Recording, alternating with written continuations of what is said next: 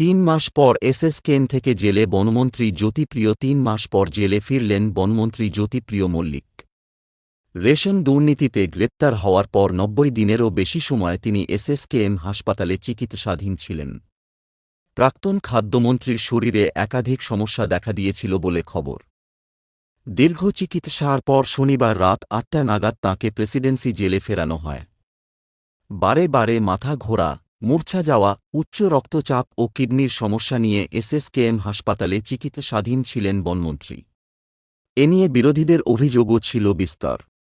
আচমকা শনিবার সন্ধে ৭টা নাগাদ ব্যাপক পুলিশ মোতায়েন করা হয় হাসপাতাল চত্বরে। নিরাপত্তার জন্য কেন্দ্রীয় বাহিনীকেও দেখা যায়। বস্তুত নিরাপত্তার চাদরের মধ্যেই কার্ডিওলজি বিভাগ থেকে জ্যোতিপ্রিয় মল্লিককে নিয়ে যাওয়া হয় প্রেসিডেন্সি জেলে। পহেলা ২২ সেলেও ফিরে গেলেন খাদ্য দুর্নীতি কাণ্ডে অভিযুক্ত বনমন্ত্রী। প্রসঙ্গত, রেশন দুর্নীতি মামলায় ইডির হাতে গ্রেপ্তার হওয়ার পরদিনই অসুস্থ হয়ে পড়েন বনমন্ত্রী। এজলাসে তিনি জ্ঞান হারিয়ে পড়ে যান। এই অবস্থায় বনমন্ত্রীকে ভর্তি করা হয়েছিল বাইপাসের ধারের একটি বেসরকারি হাসপাতালে। হেফাজতে যাওয়ার পরও তাঁর বেশ কিছু সমস্যা দেখা যায়। সেই সময় থেকেই তিনি এসএসকেএম হাসপাতালে চিকিৎসাধীন ছিলেন।